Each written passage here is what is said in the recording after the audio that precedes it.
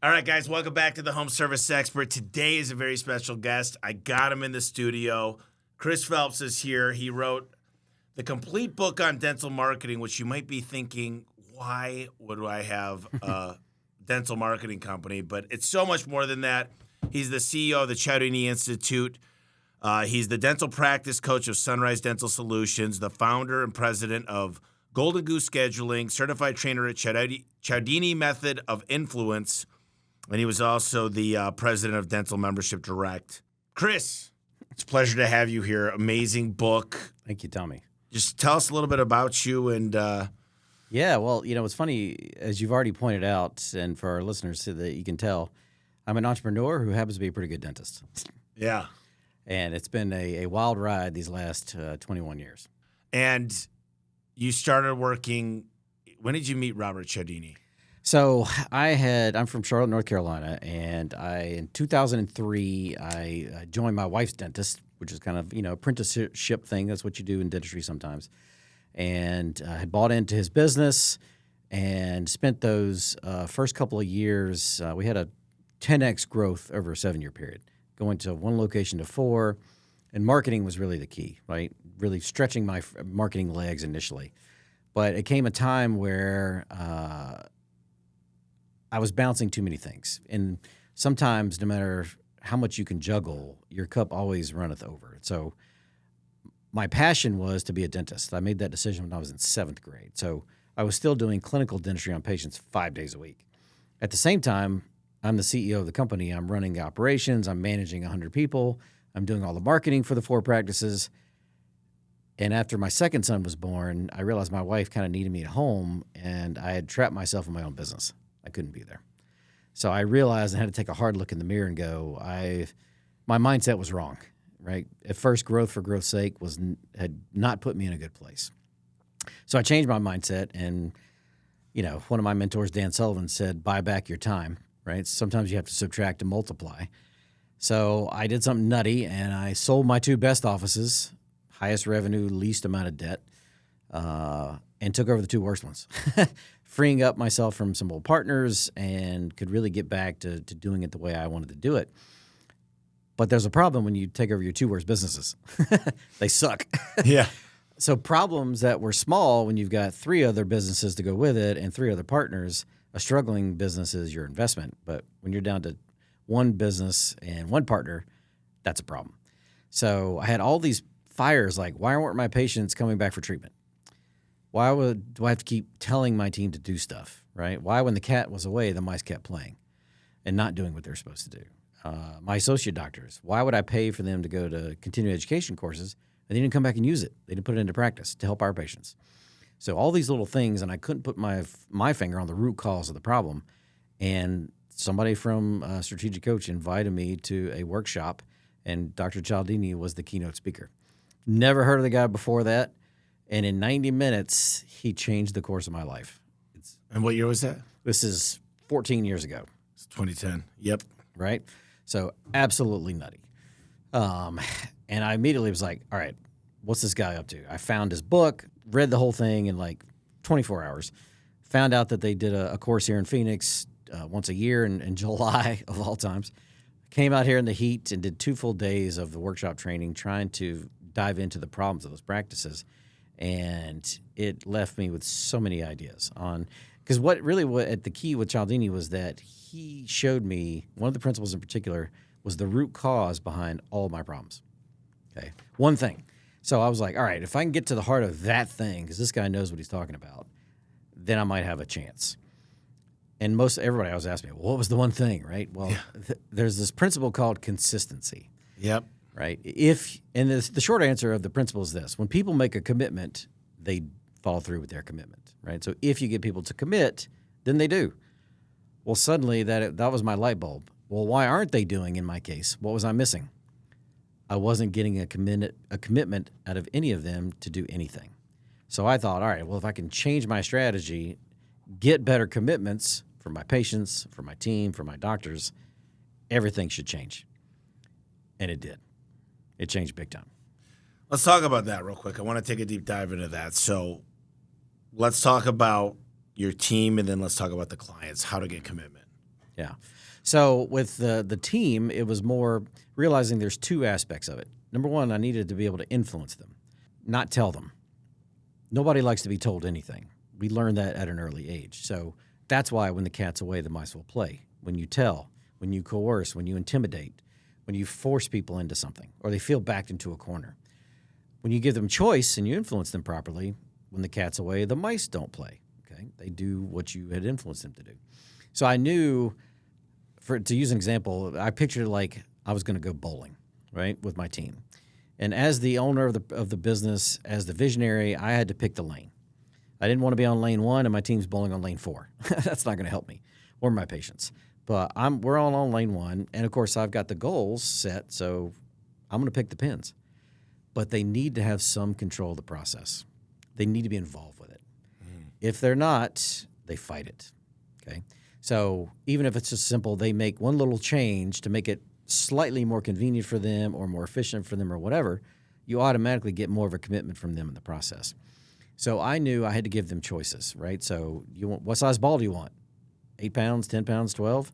What size holes do you want? Small, medium, large? You want to bowl left-handed, right-handed, granny style? Up to you. As long as the ball goes down the lane and knocks the pins, I didn't care. So it's a two-part system of their instinctive nature is, number one, I had to clearly define the vision of what I wanted, right? Right. The second thing is, and this is what's important and what a lot of people skip, they immediately go into telling. Well, I went into justifying. If you don't give them enough facts and objective details to justify the change, it's going to be a lot hard for them to instinctively do that. Or they'll do it, again, while you're watching, but it's not consistent while you're gone. But if they know the context of why and the justification, automatically they're more likely to continue doing. So I had to do that. I had to justify that why. As I said, I had to ask their permission. They had to voluntarily commit. So once I justified why, I asked them a simple question. And this is a simple influence question you should ask anybody you're going to work with. How many of you agree with me that this is a problem? Okay, looks like all the hands are up. Great. Who's going to help me solve it? Because if the hands don't go up, what that tells me is that's okay. They see an elephant in the room. Well, instead of hiding from it, let's bring it up. Let's talk about it now. Because if I don't, that's going to be a landmine that sabotages this thing down the road. If all the hands go up, great. Now they're voluntarily committed to helping me get this done. And you automatically have a better chance. Get them involved with that process. So, hey, what's your role going to be in this? Here's some pen and paper. Because studies show what you write down, you tend to live up to, right? So you get it out of their head, and let's put it on paper. What's your part going to be in this change, helping us reach this goal, whatever that is? And they have to see you're a part of the process too. So I'm writing my stuff down. Here's what I think I could do to help you guys, or directly or indirectly get to the goal or make this change. And now we use this aspect of consistency, which is getting public commitments out of people, which is extremely powerful. So everybody going around the room saying, all right, Tommy, what are you going to do? What's your role going to be? Let's tell everybody. Great. Now let's ask for feedback from everybody else. Does anybody else have any ideas for Tommy? Here's what I think you could do. Write that down. Okay, great. Let's go to the next person. And then I tell them what I think I could do. And I get their feedback. Great, I can do that. Sure. Now we've all written it down. I get them to sign it, and then sign it. I love it. Yeah, because now they're committed. They know what their responsibilities are. They're signing that this is what they're going to do. And you get your most creative, collaborative person on the team. We make a collage of it, and we post it.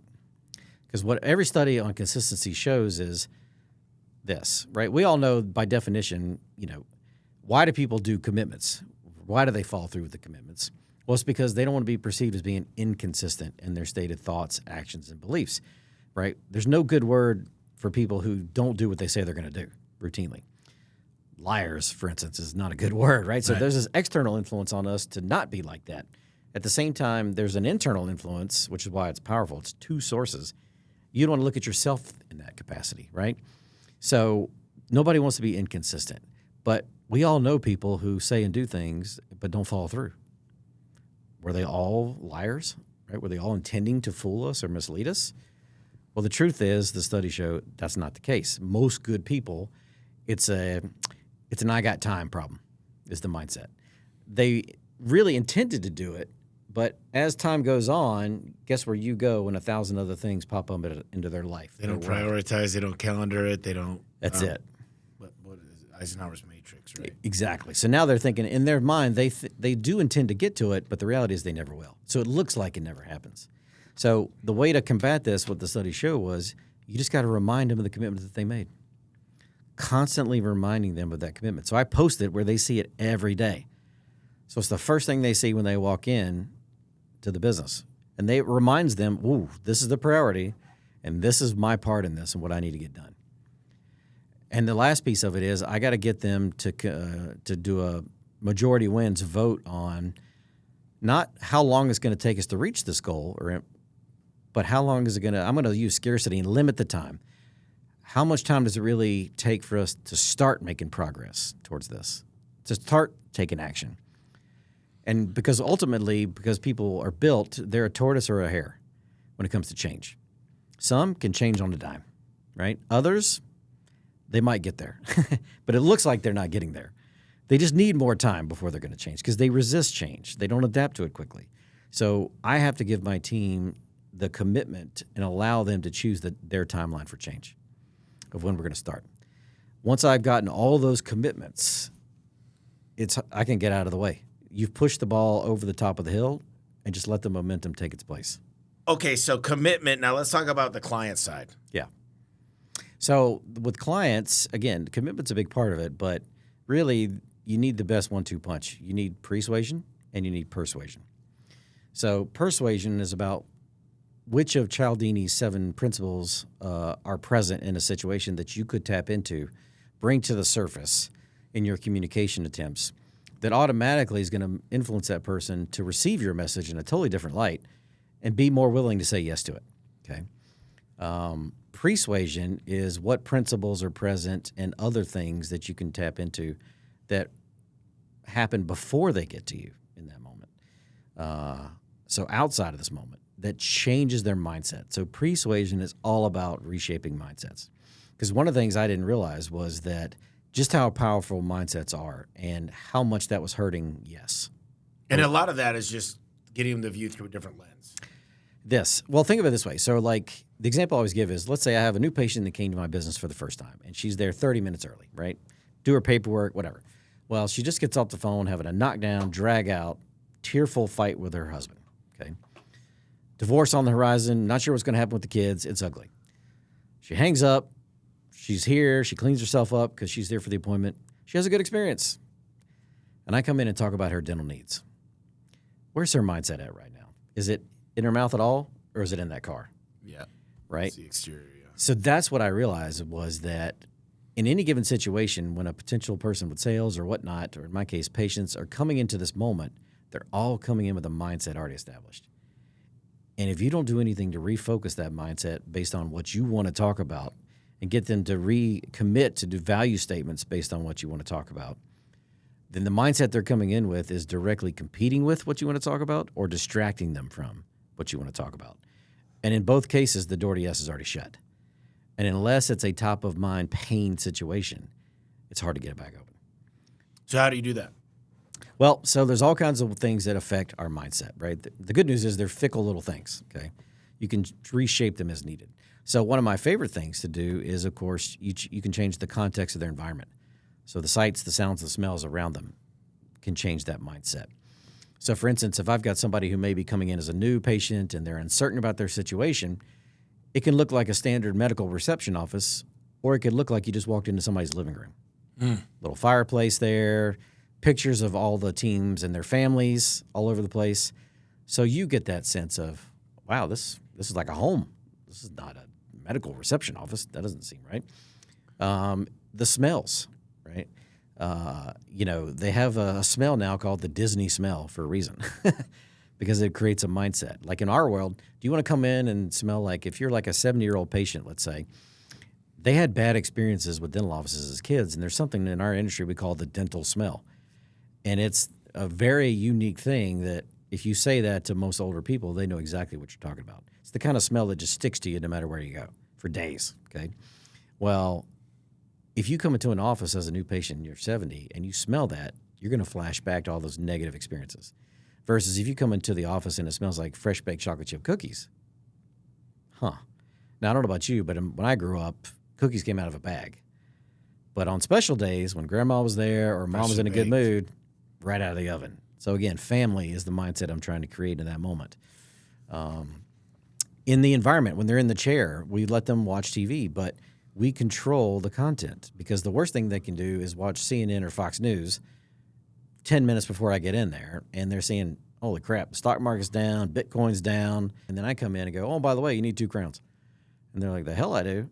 I just lost all this money in the stock market.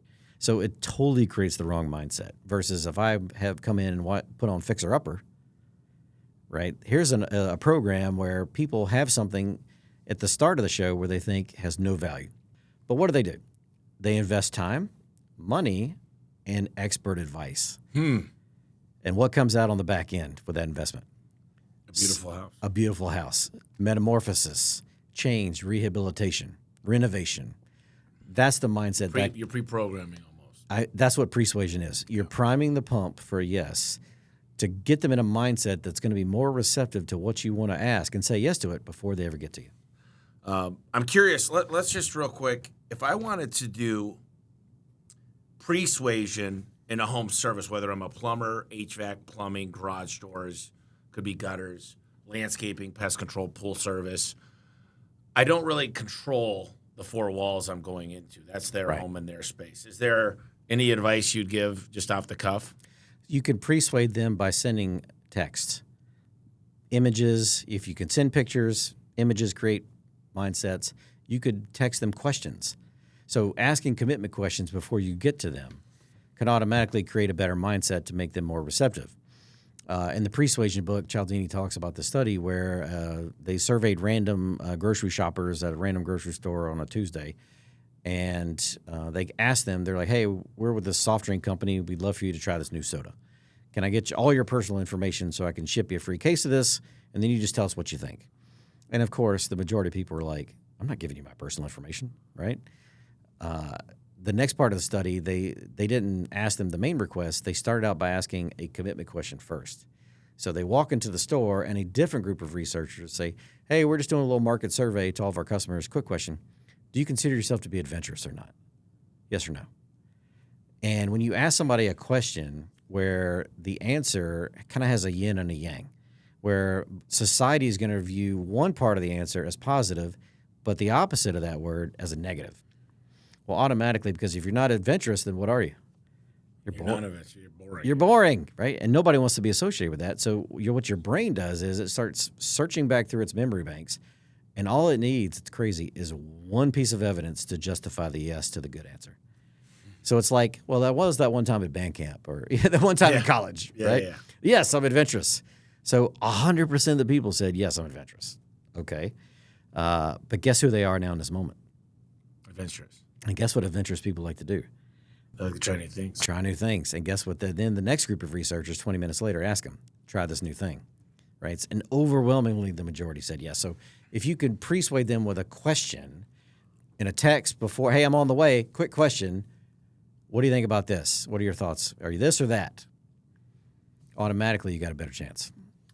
So I like when he was in here, I used to be a server, and I used to have a lot of ways I didn't realize I was influencing. But when he'd say, listen, well, here's 1 peppermint, and the tip went up a little bit, then here's 2 peppermints. Mm-hmm. But when you walk away and you say, for my 2 special guests, I'm really excited you came to visit me. Remember, my name's Tommy. I left you a couple extra mints each here. Yeah. That the tip actually doubled.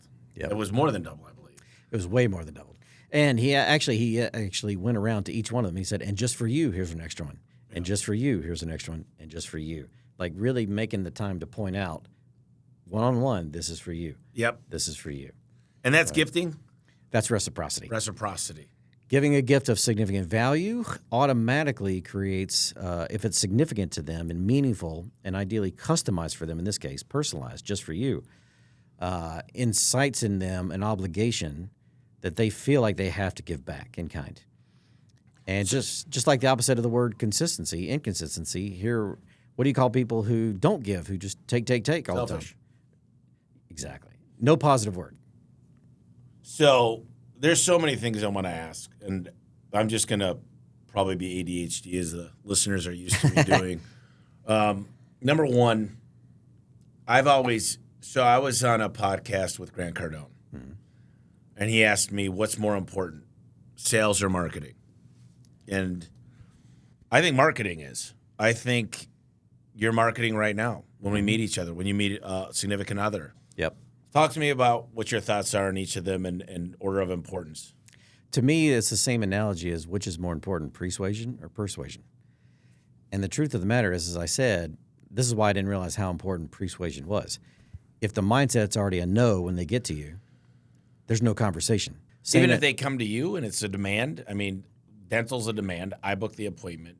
Your spring breaks on your garage door. Your hot water heater is leaking. Well, that's different. Again, if it's top of mind pain, that's one thing.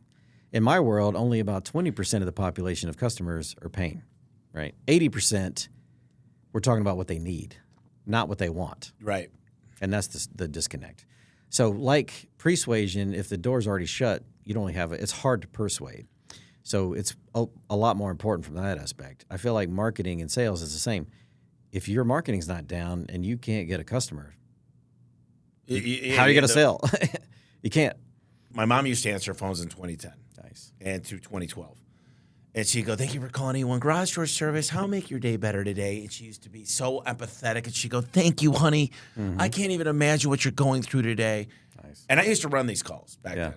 She started working for me a few years into the business, and they were lay down customers. They come give me a hug. They didn't know she was my mom, but the way we took the call. And now the software will actually send out a text message of the technician. And I say, post a picture of your family. Tell them what you like to do. Yes. Family, occupation, recreation, material things. If you love Harleys, if you got a dog, post your dog. If you got babies, post the babies. And put it on there because they want to get to know you a little bit. They do. And then always offer something on the way. So we call them up. I'm stopping off at 7-Eleven. I'm stopping off at Starbucks. Can I grab you something? Yeah. And then we walk up with a smile. And we don't ring the doorbell. We knock the door because friends knock the door. Nice. There's all these little things, but I'm like, I've had a lot of thought about you coming into here. It just, I don't work with everybody on the podcast, but probably 1 out of 25. When you get involved with the Cialdini Institute, how does that even work? Well, there's a couple of ways. Number one is it's deepening your education first, right? Getting you familiar with what's above and beyond the books. And that's how do we activate these principles? Meaning if they are present in a moment, how do you turn them on like a light switch? And then once present and you've activated them, how do you amplify their power? As I said, giving a gift is important, but the type of gift you give is even more important. So there's ways to amplify that situation and take it to another level. How do you, once you've deepened your own knowledge, now it's sometimes you may understand a topic, but people struggle with the application piece. Implementation. Yeah, implementation was key, right? So I found a lot of people struggle with that application and implementation part. So teaching people how to use these things. And for me, it was learning through examples, right? So when I saw the behavioral science examples, that's what gave me the ideas to try that on my patients, right? And the people that were coming to my businesses and my team at the front desk and the doctors that I had. And I found those examples transcribed, and it helped me create my influence systems that I use as well. So learning knowledge, deepening, and application is key. So we help in that aspect. Some people don't have time for that. They just want the answer. Just go right to the top. Yeah, they're just like, just come solve it for us. Okay, we can do that too, right? So it's a combination of those two things. You're learning versus do you just want somebody to take care of it for you? So, yeah, you're just cutting straight to the top, the implementation. That's it. And if you just want to go through a course, where does one sign up? So they can come right to the website, cialdini.com. There's an online portal. You can purchase the product, and you get instant on-demand access with 10 hours of Dr. Cialdini teaching you those activators and amplifiers. And as CEO of the, I guess, U.S.-based, in how many countries? So right now, last I counted, we've got representation in over 30 countries. And what is your day-to-day? So it's a lot of talking. A lot of Zoom calls. Luckily, I'm used to talking to a lot because, talking to my patients every day. So it's a lot of talking. It's a lot of spreading the word of influence because really, we're targeting, obviously, organizations, right, who need to be more influential in what they do. We're targeting individuals. I'm trying to catch them while they're young. So like with ASU University, we just did a Celebrate Cialdini Day on this past 2 days ago. And the goal there was obviously to celebrate his career, but it's through the business school, and we're going to make it so where the business school students are leaving as certified practitioners of persuasion. So I can't even imagine, like, if I had been trained like that in college with this stuff behind me, how much further my career would have gone and how much faster. What advantages would it have given me back then? So trying to spread influence to not only the U.S., but all countries in those aspects, from the university aspect early on to whatever stage they are in their business careers. One of the questions I have is you were able to add $1.4 million of revenue to the practice by implementing a membership plan. We sell memberships as well. Nice. My conversion rate's 17%. It's not what I want it to be. Some of the guys call it a protection plan. We're going to save you money by getting this done today. We come out each year. We lubricate, adjust, tighten everything. We protect everything. Yeah. We own the system after this. I got one guy converting at 70%. And now we got tools to record the technician out in the field and actually examine their calls with a scorecard so we can see who has the most reviews, who has the most this, who has the most that, study what's working. But talk to me a little bit about membership plans and how you were able to convert those. Well, it started when I got an opportunity to go to a active independent living retirement community. A patient was in my chair, and we had given her a great experience, and just organically, she just asked me, she was like, hey, you ever thought about coming out to communities and do a talk? And I was like, tell me about your community. She goes, well, we got about 3,500 homes of people my age, active independent living people. And I was like, okay, so it'd be okay if I came out and did a talk to your whole community? She was like, yeah, we'd love that. I organized that. And I was like, okay, let's do that. The challenge was now I got to give a talk, and I'm thinking, all right, well, nobody wants to come hear about dentistry. So what's going to be my hook, right? What can I use to get people in the door? And this is actually when I had just come back from Napa Valley, California for the first time. So I get these folks out, and I realized 60 of them came out for a seminar, for a wine and cheese seminar with dental education. You can't get to Napa, so I'm going to bring Napa to you. Join me for the top 5 dental reasons affecting the aging population and enjoy some of Napa's wines on me. And so I get these folks out, and I realized during the seminar when I asked them the first question, just curious, how many of you have been to the dentist for any reason in the last year? 10 out of 60 people raised their hand at this first talk. And I was like, oof, that ain't good. How many of you have dental insurance? Okay, the 10 who'd been to the dentist have insurance. Now I'm starting to get it. How many of you would have gone had you had insurance? The other 50 raised their hand. So automatically, there's a lot of power when you ask your target market questions, and they tell you what they use to decide, right? It showed me this barrier, our culture is, you don't have insurance, you can't go see a doctor or dentist for any reason. So when these folks retired, because my parents were in the same boat at this time, that's the first thing they lost. They kept medical, but they lost dental. Right. And now they go from an abundance mindset, money's coming in every month, to a scarcity mindset. I've only got a certain amount, and it's got to last, right? So they hang on to it. Well, so then, and this is the point, to make membership plans work, you have to know what people are going to compare it to. In this case, I knew they were going to compare it to buying their own insurance policy, right? Which at the time was too expensive in their mindset. So I had to lower that barrier. So I knew at the time it was going to cost them $600 a year for their own insurance policy, okay? Well, I was just guessing at the time. I didn't know what the number was. I just cut it in half. I said, you know what? I'm going to make this a dang good value. It's $300 for the year, 2 cleanings, 2 exams, all your x-rays, come in for an emergency exam, doesn't matter, right? So for literally less than $30 a month. Yeah. Okay. And you'll get a 10% discount off anything we do, kind of thing. And so that was when I went back the next month, I'd created the plan because I saw that as the barrier. I presented that and got so much acceptance because in contrast, automatically what they would pay, they knew they needed it, but they didn't want to pay for that. But half the price in their mind, now it's a good value. And that's what, and it was still a slow roll. Like the early pioneers were the ones who in the community tried it out because another barrier I realized was that they think it's too good to be true. It's too good to be true. Sounds great. What's the catch? So it was those early pioneers. I told my team, these folks have to have the best experience ever. We cannot have bad word of mouth marketing. And as soon as they went back, they told everybody it's legit. It's as good as they say. And the next thing you know, momentum builds. This is the one thing Robert really specifies is you got to use these influences for good. Correct. And I think a lot of people, they need to read that part. Yeah. Because it's easy to go down this rabbit hole of taking advantage of people. Well, I know as their dentist, as the dental expert, that if they choose the reactive mindset, which is what they were doing, choosing not to go unless it hurt, they're in pain, whatever, that was going to cost them more time, money because of that. And visits versus if I could just influence them to get that preventative work done, the cleanings, the whatever, it would save them more time, money, and pain down the road. So that's one of our rules for ethics, objectively. Like if it's truly a win-win for both sides, even though there can be some cost to both sides, but if it's really in both our best interest to do this, then why should we both lose? That makes a lot of sense. I mean, I think what I'd be asking, and I've got a really good FP&A, financial planning and analysis team, that actually could build out pivot tables and understand the ROI of because I think a lot of people that talk to me about service agreements and maintenance agreements and protection plans is they don't know how to price it in a way that they're sure that they're not going to lose. Yes.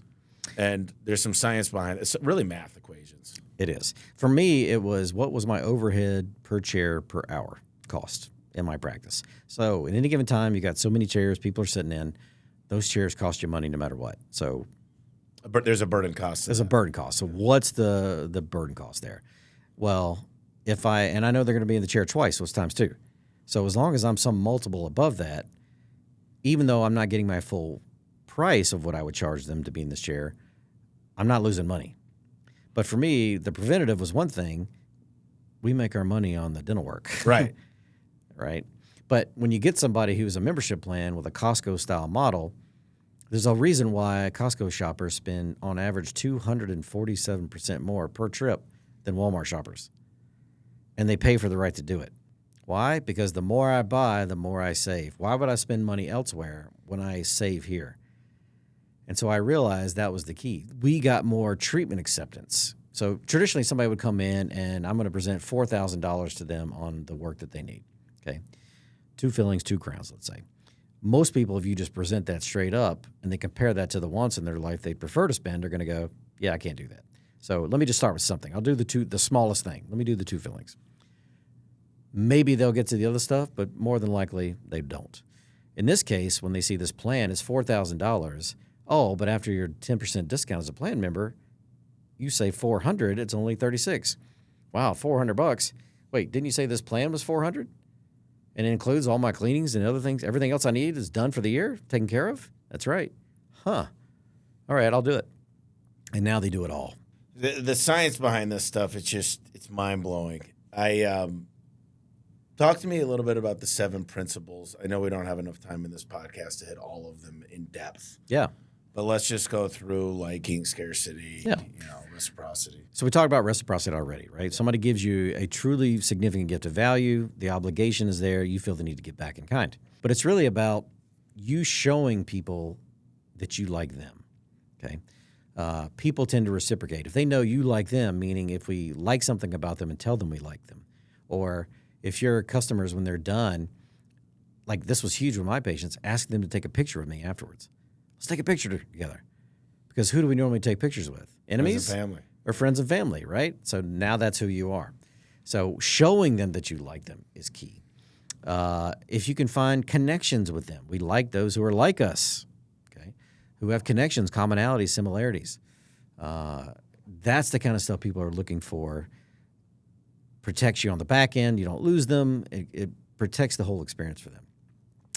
Social proof is a big one right now. It's one of the most powerful influencers in online marketing. And that's just the evidence of the masses. Oftentimes we look to the evidence of what others or many others are doing to show us or tell us what we should do. Reviews. And that's exactly what reviews are. But the idea is like it's evolutionary, right? There's a reason birds flock together, that animals herd, fish school together. Because they've learned if they step out from the crowd, bad things tend to happen. We're no different. So even though we want to be unique individuals, we're different than everybody else, we still want to be unique individuals that are part of a community. So if a tribe, right? If we see those people moving in another direction, there's a big pull on us to do the same. Yep. Unity is the newest principle. Kind of falls in line with that. That's all about the tribe. It's not a you versus me situation. It's a we situation. You're not like me. That's what liking is. You are me. We are of the same culture, the same religion, the same sports fan. And if the tribe is all about it, and you're part of that tribe, and the tribe's asking, it's hard to say no. Authority. We look to credible experts, trustworthy experts, to tell us what we should do. Because truthfully, we don't have time to be an expert in everything. So we need true people, true authorities with that expertise and trust to tell us what we should do. Not false authorities, which we see everywhere, that have no credibility, have no real expertise, and aren't really trustworthy. Consistency, we talked about that one. If people commit, they do, okay? Especially when reminded of the commitment. And the last one, of course, is scarcity, okay? This is probably the one that's been abused the most unethically against us in all aspects. But true scarcity is about resources. And if resources are dwindling or about to run out, okay, it is a powerful motivator for you to get up and go do something about it. You want it more, and you'll do more to get it. That's what scarcity does to us. So an example of scarcity, for example, and I don't know if this qualifies, but we can lock in this price for 72 hours. We had 12 price increases in the last year from our manufacturer. Yep. One of the things we know is inflation is real. Gas prices are high. Totally. Middle East is not exactly dialed in right now. So, if I were you, here's what I say. Here's what needs to be done. Here's what you should do. And if you were my mother, here's what I'd be telling you to do. Yes. And I always give options, because if you're not giving options, you're giving ultimatums. Totally. And you choose what's right for you. We'll just you tell me what's right for you, and we'll do that. Yep. But what else could we use for scarcity that's morally and ethically correct? So here's the trap you get into, right? And I've found this out the hard way. So I decided to leverage scarcity and try to do a new patient reward. We called it a gift, but it's really a reward because you had to come into the practice to get it, right? And it was to get at the time, a Sonicare electric toothbrush. And at the time, you couldn't really buy them online. And if you went to like a Target retail store to buy it, it was $150. So it was a significant gift. But I could get it, buying it in bulk for $40 at the time.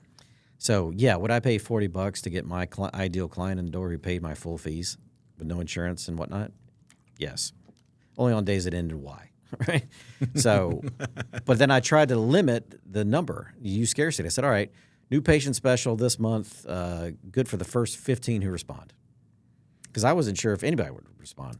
So I only bought 15 toothbrushes because I was curious. I didn't want to buy too many. So my intent was just to give away 15. Well, the 15th one was sold given away in 2 weeks. It was that popular. I was like, dang. So my team told me it was the last one. So I made a big deal with this patient that she got the last one. And patient number 16 now comes up and goes, hey, doc, I heard you talking about that toothbrush. That's why I'm here. I saw that in your mail piece. Yeah, I want a toothbrush. And I was like, dude, I'm so sorry. I just gave out the last one. Well, my lead assistant at the front just happened to be there and heard this. And, of course, her job is to keep supplies on hand. So guess what she noticed from the supply closet a couple days ago? You bought more. She goes, oh, doc, I saw we were low. Hey, they just came in. We got a whole bunch in the back. And she said that right in front of this patient after I just said we didn't have any. So now I'm like, man. Do I give it to him or do I not, right? So, of course, I gave it to him. Because for me in that moment, it was about now I got to protect the experience. Right. Now if he knows we have a whole bunch and won't give it to him, we're being the meanie, so to speak, and keeping it scarce, right? Right. He's going to go tell everybody. Those guys can't even give away a toothbrush. So I did. But ethically, I violated one of our rules. Right. It's not the truth. We don't deal with half-truth. It's got to be the whole truth. So if I say I'm going to give away 15 to leverage scarcity ethically, it's got to be 15. Because let's rewind. If patient 15 didn't leave, if they went to the bathroom, which is at the front desk, and after I just made this big deal about them being the last one to get it, if they come out and see 16 getting the toothbrush, what are they going to think? I hear a commercial all the time of who's the guy that does it? It's about this sleeping, and it's all natural, and it says, and right now, Huckabee has told us to give away the first 500 bottles. And it's been the same thing for the last 3 years. Exactly. There's no way that's real. No. And that does bother me. It does. And I didn't buy it. No. Yeah. people pick up on that stuff, right? Yeah. Because scarcity's been abused too much in marketing, okay? But here's how you can leverage it in a good way. So I knew I was going to keep running into this ethical trap. It wasn't going to be true. Right. So how do you get around that? So I realized that when I started asking my customers, was it really the Sonicare that they wanted, the name, the brand, or the category? They just want something, an electric toothbrush. And based on my conversations with them, they had no clue what a Sonicare was, not really. They just wanted the category. So, okay, so I made it the next month. I only bought 15. Offer good for the first 15 that respond. Same thing, 2 weeks, gone. Well, once I ran out and the patient came in and said, oh, I'm here for that. Great. We're out of Sonicares. We gave away those already. But would you like an Oral-B electric toothbrush? Now, how many of those can I give away? As many as you want. As many as you want. So what I recommend, if you're going to do any kind of special or don't just limit the time. Limit the number of the deals. That's how you amplify scarcity. Only 4. So instead of saying $500 off for this month only 4 $500 off specials are available. Get yours before somebody else does. And if it's going to be a repeat offer like I did with the Sonicare, I say only giving away 15 each month. Yep. So that way I can still use the special, but be true and only give away a certain amount per time. So one of our best campaigns that we're bringing back, and it's true, but not to the full extent. We said we're buying back because we needed training doors. Yeah. In our training center. You just walk through there. Yeah. And I want my guys to train. We don't need new doors to take them up and down and damage them. So we got to buy back. We'll buy back your door. Not every one of them fit in our training center. Sure. Not every one of them get used. Yeah. But we'll give you a credit as a buyback. And we show the video of the training center and say we need more doors to train on. Yeah. And quite frankly, there's a lot of things we could give those to if they're the right size. Wounded warriors, we could give them to elderly. We could actually use those doors for, nonprofits. Mm-hmm. I don't want to be that company or that guy or that CEO that does things that really aren't above board. Well, eventually the public gets wind of it. Oh, yeah. And with today's social media and how fast word can spread and go viral, to me, it's anytime you start saying, not checking the box off, is this objectively ethical, then you start getting into the gray area, and there's danger in the gray. I call that, in my first book, I called it creative justification. Mm-hmm. And a lot of people can create justification even for theft. And it's a slippery slope because you start avoiding the good voice and the bad voice takes over on everything. Totally. Well, again, it puts you on a mindset, right? I mean, they've done studies where you can literally play a video game for 10 minutes as a hero or a villain, and then go to a room and you have a choice, and that choice could either reward somebody that's coming after you or punish them. And what do you think the people who played as the hero reward versus, and then the bad guys? Yeah, right. So that's what mindset, man. And once you start on that path, that's who you are. What's more important with, I call them my internal clients, but employees, and I call them coworkers. Mm-hmm. Is it the reward or is it the one-on-one? Like what I start with is, listen, let's focus on your dreams, your goals, what you want out of this. And, it might not only be money. But what's the best way to get the most out of your team? Obviously, they got to believe in you, the product themselves. Yeah. But what else? What other tips could you give as far as motivating your internal team? Well, once you've got them committed, as you've done on the front end, that's first, right? So how do you keep it going, so to speak? And it's this idea based on a study where you don't want to say, hey, congratulations on your progress. Focusing them on the progress lets them look to the past. It lets them think, you know what, I can take my foot off the pedal. I'm doing fantastic. So they did this in like a Weight Watcher study kind of thing, where a weight loss study, if you will, where they told them that they had great progress. And then on the end, they said, why don't you get something on the way out for yourself? And to the left was a thing of candy, and to the right was a thing of apples. Well, when they were told you've made great progress, they wanted a reward. They wanted the reward. Candy. They wanted the candy.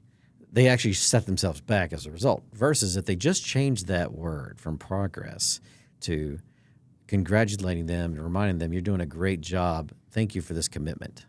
Overwhelmingly, they chose the apples.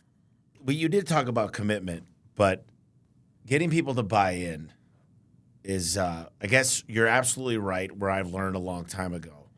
I'm like, I told somebody, one of my mentors, I'm like, I've realized I've lost control because they're my ideas.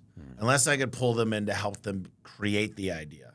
And sometimes I probably have used unethical influence. I find somebody they're influenced by Sure. a favorite person, like it could be a mentor, it could be a consultant, and I plant a seed and I say, why don't you tell them this? They'll come to me. It's their idea. And I don't know if that's unethical or not, but it's another way of getting what I wanted. Sure. And I used to do this quite a bit with my COO. But how do you feel is the best way to motivate them to get involved and be part of it? Well, again, they have to voluntarily choose to help and do what they say they're going to do. They have to be involved in shaping it to some capacity. The more they're able to shape it, the more committed they are to it. There has to be accountability, right? Meaning this conversation is going to go away. We're going to keep talking about this. We're going to keep checking up on it. Ideally, they should make that commitment to more than you. It should be in a group setting. The more people that know you said you were going to do something, the more influence there is on you to do that thing. And then, of course, with that reminder, congratulations on the work you've done towards this commitment. I love this stuff. One of the largest problems we're having in the company right now is time management. It seems like you said, you're firefighting all the time. Another meeting, another this, another that. I'm putting out all the fires. Yeah. What do you find the best way to help your team with time management? The best way I did it was trying to change their mindset from always being reactive to proactive. Meaning we're going to schedule time for you to schedule these things and plan out how you're going to use your time. Schedule time to schedule time. Schedule time to schedule time. And when they do that, then now they're committed. I'm curious, what is have you guys done any studies on the people that actually apply these principles and they do it well and they're committed? Yes. What's the ROI? Well, I mean, it depends. There's a lot of different things. It's all over the place, right? Yeah. So a group of stem cell clinics I consulted with and created influence systems for, right? All across the country. And by implementing these influence systems, their revenue increased 50% across the board at every clinic. So obviously a very good return for what they paid me for that service. Yeah. In dentistry, for instance, when I work with dental practices, their average increase for those that put these things into practice and use them is anywhere from $15,000 to $50,000 more in revenue a month with no change in overhead. It's almost like when they start putting it into practice, you've taken them from just feeding them fish to now they've learned how to fish, and they just extrapolate and do better from that point on. So, I mean, for some of these people that have put this stuff into practice, that's why Cialdini calls them small bigs. Small things that can make a huge impact. Popular cruise company, for instance, with one email, adding a little Pre-Suasion to it to make them the person who opened it more receptive to the scarcity message of a $500 offer that was going to run out at the end of the year. The cruise company made so much money off of the extra people that were on that ship that they said they could buy another boat. Huh. This is why it's so exciting. One of the things I walked in, and unfortunately I had another obligation, but I sent 3 of my guys to your event with Robert. Yeah. And I'm never going to miss another one. I noticed you were talking a lot about website and reviews. What's important on a website? What helps conversion rate? What helps people buy now? Or at least the conversion rate when they do the click-through and now they're actually taking the offer. They're doing the action. Yeah. So in this kind of case, you have to start with, why do people say no to us? Okay. So one reason is there's no relationship. And Dr. Neidert, one of our chief trainers, came up and did the research on this. It's called the core motives model of why people do what they do. And so if there's no relationship, people don't say yes.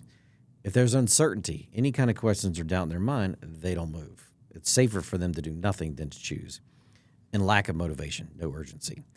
So when somebody, especially in marketing, they're looking at your advertisement, if they don't respond from the ad directly, there's some uncertainty automatically present holding it back.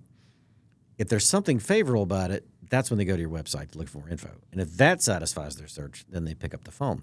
So uncertainty in advertising is the number one thing you got to overcome.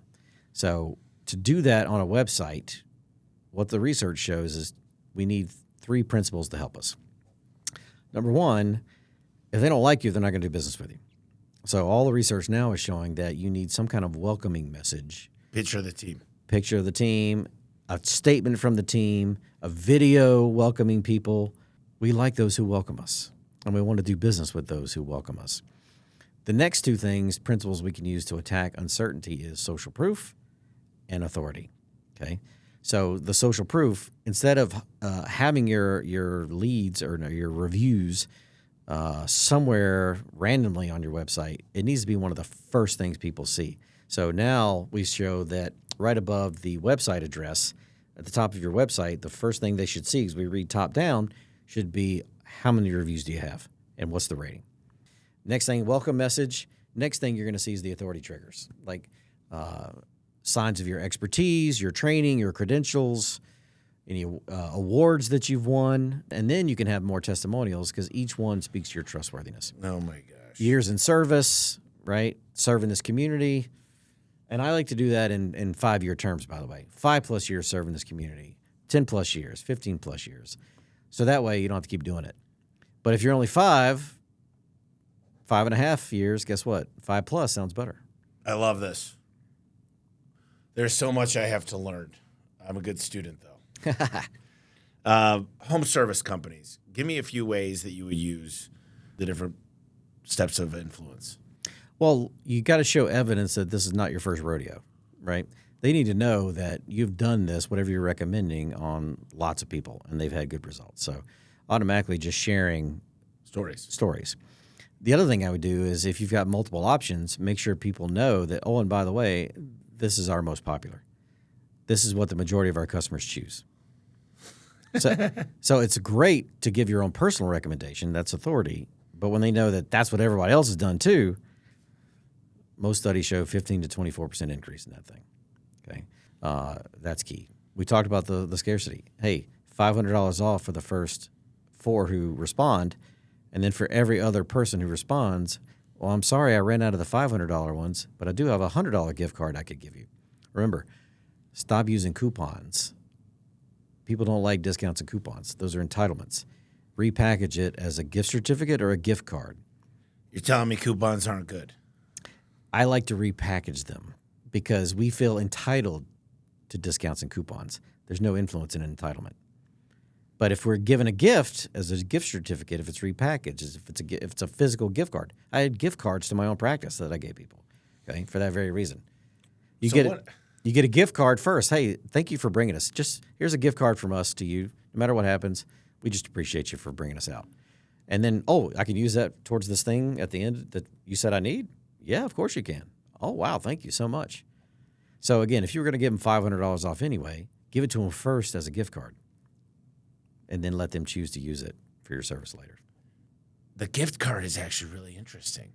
And you think the conversion rate, are you big into A/B testing things? Mm-hmm. And you study a lot of this stuff. You study case studies and different things. You have to. You know, there's a book by Chet Holmes. He passed away. Where he would do these massive case studies. Mm-hmm. And one of the companies he worked with was a carpet company. Mm-hmm. And he said, you know, what's your average carpet sell? They told him it was lot industrial. And so they did this massive case study, and they figured out that actually carpets actually make your workplace a lot healthier. Mm-hmm. They actually absorb the germs. But after 6 months, they spread germs like crazy. You get sicker. Gotcha. They proved this, and the average time you'd go to get your carpet cleaned, they said, was like 1.8 years. Mm-hmm.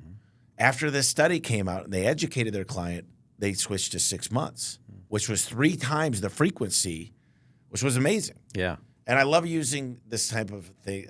You've got a million other things. Is there anything else real quick for the home service people listening? There's a lot of business people listening just in general. But yeah. Well, you were going to ask, like, how do you know the best gift card or amount or what to give? So one of my favorite things and one of my best promotions ever was to let other people's giveaways be my gift. Pairing what you're doing and what you could give them with other services that are not competing with you but might have value to that person is important. So for me, like I looked at the maid industry and I realized that they had competed so much on price that they were now trying to use the foot in the door strategy. They're giving away an hour to 2 hour cleaning of your home, hoping that you'll appreciate this reciprocity. and hoping that you'll bring them back and pay them. So when I saw that with these companies, I just reached out to one of them and said, hey, I see you're giving this away. You're committed to giving this away. Can I give it away for you? Right? And they were like, well, of course. Can I promote you to people in my customers, right? My people? They're like, fantastic. Yeah, and thus was born my Clean Teeth, Clean House promotion. Come in, and as my gift to you, we'll send somebody to clean your home on top of that. So there was nothing out of pocket for you. Zero. Oh. But I get the benefit of giving them, I call this scratch 2 things off your list. Wait, so I can use Tommy in A1, and not only do I get my garage door fixed, but somebody's going to clean my home? Somebody's going to do my mobile dry cleaning? Somebody's going to bring me dinner? The only apprehension I have about that, and this is a big commitment issue I have, is when I do an affiliate deal with somebody at all, like they're your client. Imagine if those cleaning people came in, they did a horrible job, they tried to gouge them. Yes, so I make important. them sign this document saying, if at any time you make my but you can't really give a refund on $0. So how do you protect that? I vet the heck out of them. Yeah. So I not only does the whole team gets the house cleaned, I've surveyed like 10 of my patients I trust to be the beta test, and I asked them all the same question. So this actually came up with a nail salon place because I wanted to get some gift cards from different, guy services versus women's services versus family things. And I'm like, well, who doesn't like getting their nails done? Women do it. So I sent my team as my reciprocity gift to my team. I said, hey, ladies, I picked a place across the street. I'm buying your nails. Go get them done. And all I want to know is, I told my lead assistant is this a place you would refer? Whatever your criteria is, I don't know what that is because I don't know anything about nails, but would you send somebody here?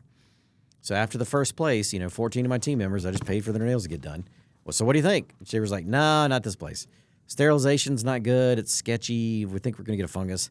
The work isn't that good, and the communication was terrible. It's like, okay, so not that place. Next month, I pick another place. How was it? And she was like, nah, not this place either. Like, dang. Third month, I pick another place. Now I'm thinking, crap, now I'm paying for nails every month. Yeah. And this one, my team member's like, this is the place. Metal sterilization bins. They actually have a sterilizer. They showed us that, building trust. This is the place we all recommend.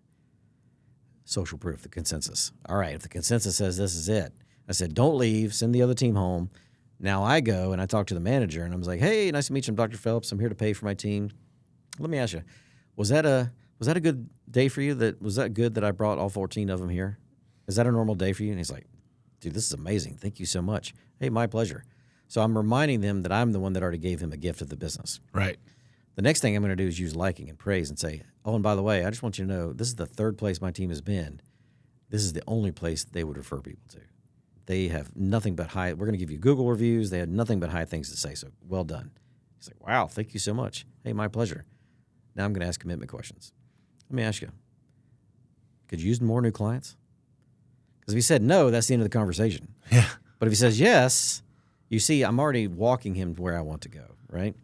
I want him to give me the gift card for free, but I have to show him that it's not really going to cost him anything either. So now I'm like, yeah, well, are you marketing? Yes. Are you giving away as a coupon? Yes. 10% off or whatever. I was like, well, how much is that in dollars? He goes, that's about $5. I said, okay. Can I give that away for you? And he's like, what? Yeah, I want to promote you to my patients, and future and past, doesn't matter.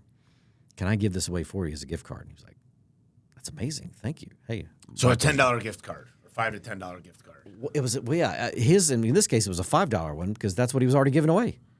I get the benefit of the gift for the patient and the reciprocity that generates. The business wins because it only costs them when the person shows.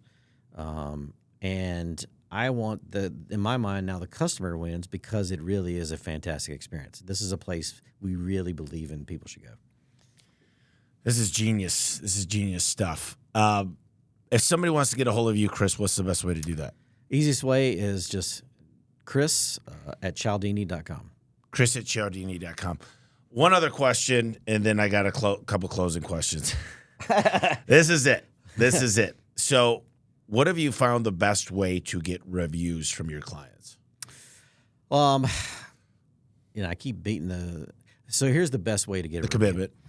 It's going to be a commitment, but truly it starts with reciprocity. So when we think of reciprocity and gifts, we think of physical, tangible things you give somebody, like the gift card or cash or whatever. What's actually even more powerful are the intangible gifts you give people. Your time, listening to them, that empathy like your mom did on the phone, that's a gift to people who don't normally receive that.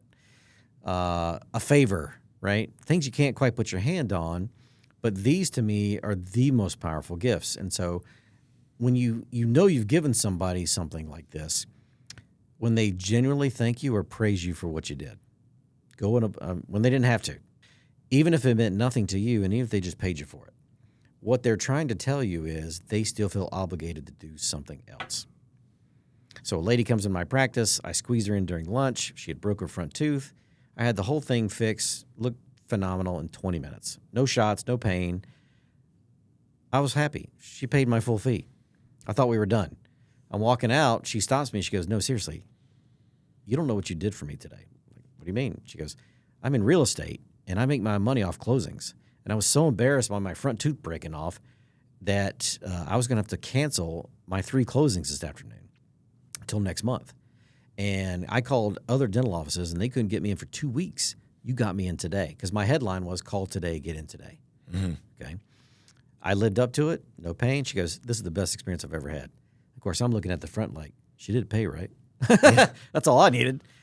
But the act was it wasn't enough. She wanted to do something. So I was like, "Well, yeah, you're welcome.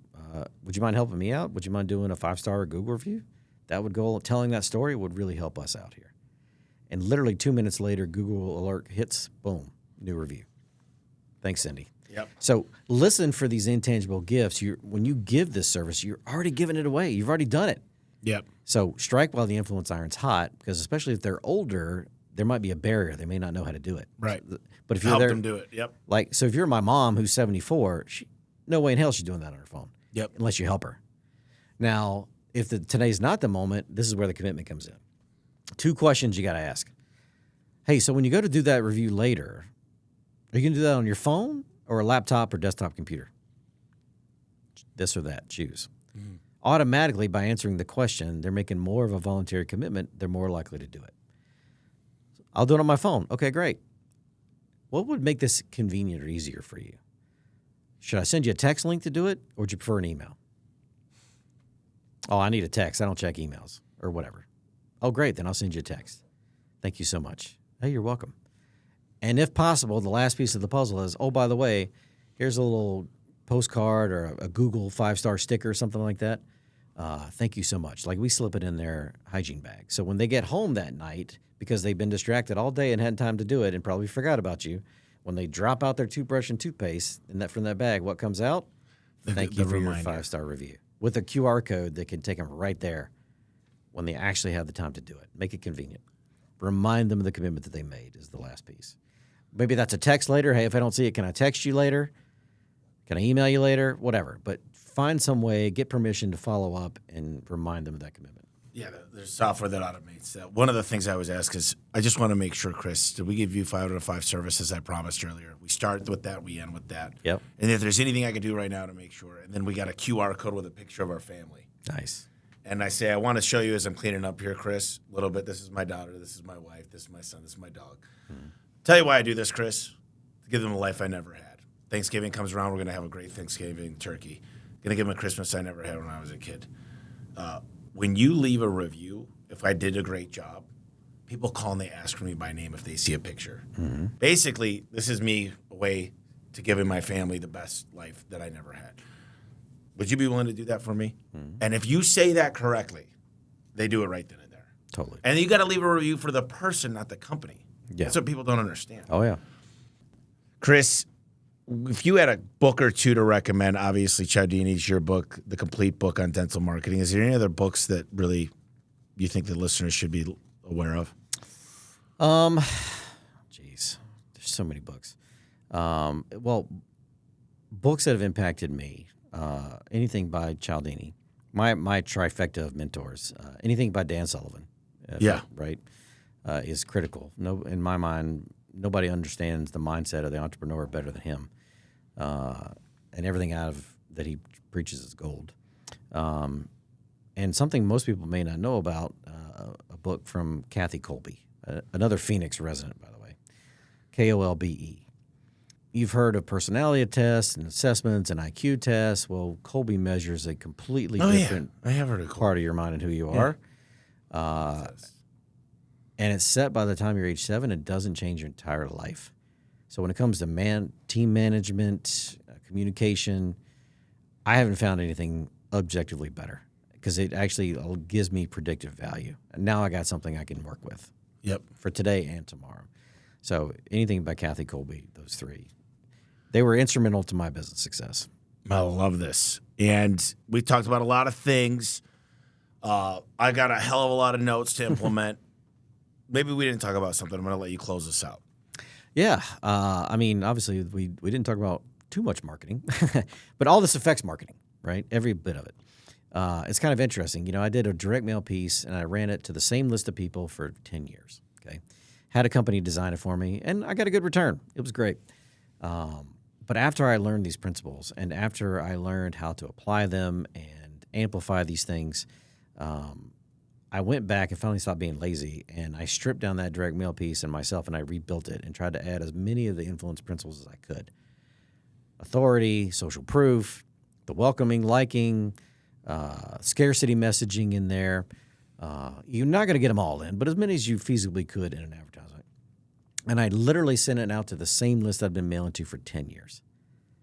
Doubled the new patient count. Ooh. So no matter what you're doing, if you haven't added any level of influence, all you have to do is add one thing and send it right back out to the same people, and you'll get a better response. And the more of those things you can add and find to add, you only got one way to go.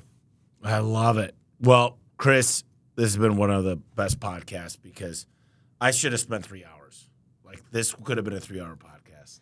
But looking forward to tonight. Yeah. And thanks for doing this, brother. Thanks, man. Appreciate you. Yeah.